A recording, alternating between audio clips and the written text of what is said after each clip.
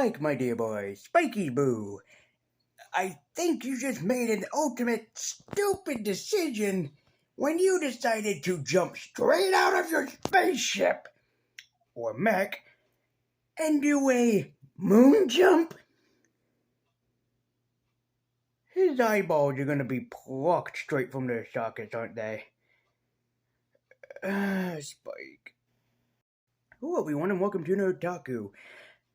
And of course, I'm a nerd, and I also like my anime as well. So today I decided to take a review, to take a look and kind of review what's going to the term of Cowboy Bebop.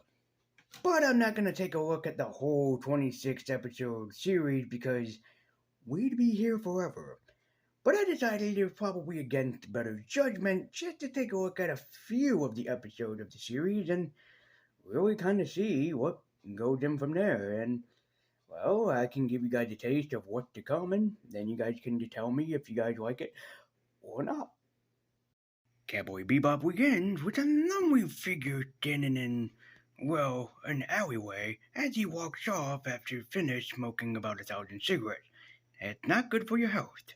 And of course, we have the gorgeous opening sequence, which I would play the music, but I don't want this video to get copyrighted or flagged or whatever, so just enjoy all the pretty colors. As we begin our first episode, Asteroid Blues, we begin in space. It's an action space adventure fantasy series, so why not? As we're introduced to our main character, Spike Spiegel, and as well as his sidekick and partner, Jet, aboard what else but the Cowboy Bebop, the ship of the main series. Now this is something that kind of confuses most people when they think of Cowboy Bebop, and they think it's about a space cowboy adventure? Absolutely not. If that's what you think when you first hear the name, that's entirely not true. The Bebop is basically the ship, so the ship itself becomes the main character for the entire series, because not only are you following Spike, Jet, and other side characters, you're also following the Bebop, and you want to see where else the series goes from that point on. And of course, the series is not a series without having some characters along the way, and as you find out, Spike and Jet are bounty hunters, but they're not exactly the best bounty hunters. Now, 3 days ago, there was a big shootout between his group and a rival syndicate. He killed his own guy. So Jet tells Spike to get his ass moving and to move down into the city to go after their friend, or more likely, bounty. And the first episode really is kind of a dark one, because, well, it involved drug use and it involved an illegal drug. Kinda hefty for an anime of this tone.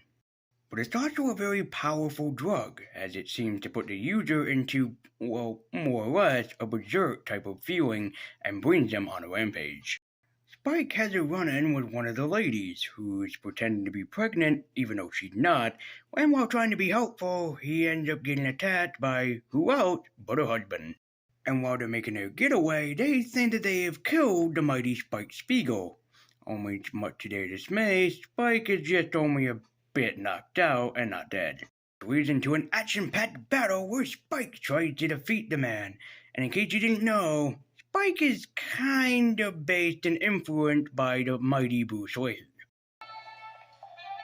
trust your eyes too much, Asimov. You're not a chameleon, you know. You can't see everywhere at once.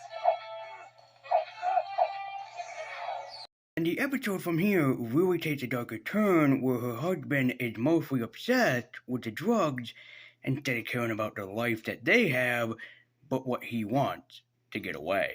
Which is what leads into probably a good and also traumatic ending for the series, as their ship is shot to pieces, and then they lie up, dead and lifeless in the vacuum of space.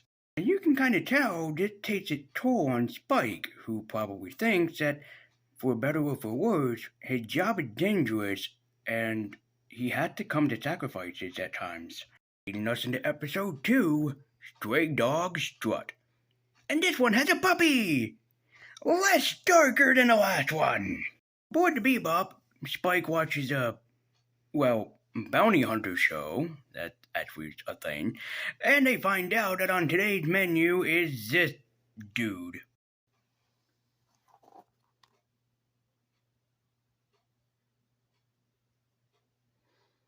Wow, Kurosaki really got into some dangerous portions of his life during the space era, didn't he? Stealing dogs, Ishigo. What disgrace, man. But of course, the man himself is not the most important part of the series. It's what's in his case. And in case you're thinking that this was familiar, yeah, this is also borrowed an Outlaw Star. So what's in the case that's worth millions of dollars? Why, it's nothing more than a Welsh corgi named Ein. And why is he so expensive? The reason why Ein is so hunted is because he's a genetically spiked dog. He's made smarter, and that's what makes him worth a lot of money. Doesn't make sense to me, but what do I know? Cute puppy! So again, this episode takes more of a lighter tone because instead of getting a bounty or going anywhere dark, Spike and Jet adopt the puppy. Yeah, they adopt Ein. Also, come on people, the dog can drive a car. If that's not impressive enough for the dog that you want, I really don't know what is in life. Leading us into the other episode of this series, Honky Tonk Woman, and the introduction of the one and only luscious and lovely Faye Valentine. Yeah, this is where she first appeared.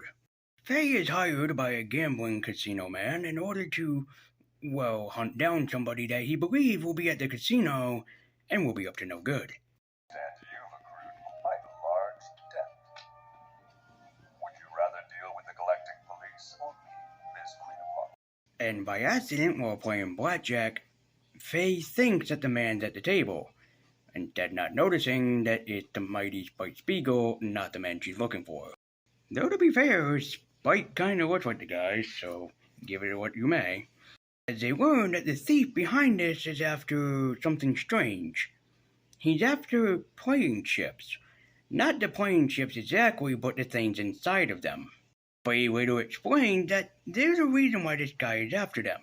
He's not after them for any reason, but because there's something in the ships, like data, that he really wants. So the other guy contacts Spike and says, "Hey, how about a trade? I'll give you what you want if you give me what I want, and I promise I'll make it worth your while." Of course, goes where you think it does, with everybody being betrayed and backstabbed, and of course, Faye Valentine doesn't play by the rules. But at the end of the day, Spike Spiegel is what's contemplating if he'll meet that woman again, and maybe, just maybe, they can work together in the near future. Leading us into the last episode that I want to take a look at here, Gateway Shuffle. After escaping, Jet and Spike are on the hunt for somebody, but it turns out a different kind of person is on the hunt for him. These guys are known as the Space Warriors, and, well, I have to say, they don't play nicely, as you can see.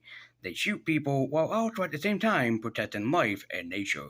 The horrible truth of soon to what to become of PETA in the future. Be very afraid. Be very afraid. So it turns out that their only ploy is to kind of protect the sea rats, as they're called. But is this really what they want, or is there more to it? Because as it turns out, the main woman's family, named Truffy, ends up making, apes. And as to be expected, Spike and the gang end up capturing Faye Valentine again. This woman just can't stay out of trouble, can she? But as they find out, the woman's protected under the law and also by the president's rule, so she's free to go and nobody can say anything or stop her. But of course, she's more evil than meets the eye as she blows up a spaceship, and also announces that she'll be unleashing a virus upon everybody.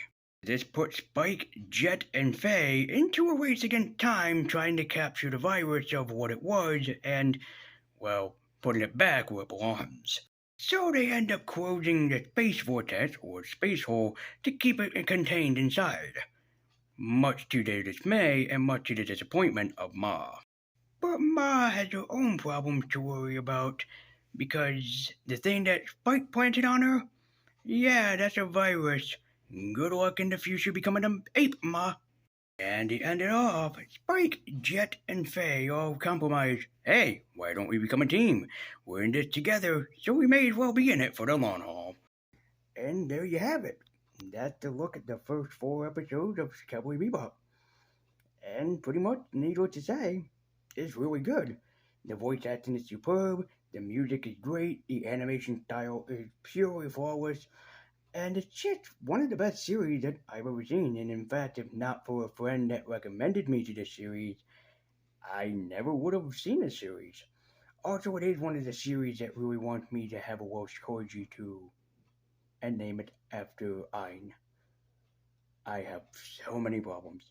But anyway, thank you guys so much for watching this episode of NerdTaku. I hope that you guys check out Cowboy Bebop. If you have, feel free to let me know what your favorite episode is in the comment section down below, just for the heck of it. I really do like Stray Dog Shuffle, especially for being the first introduction of Ein. It's one of my personal favorites. And as always, you can follow me at Twitter with the link in the description down below. And thank you guys so much for watching. And remember that NerdTakus are awesome. And until next time.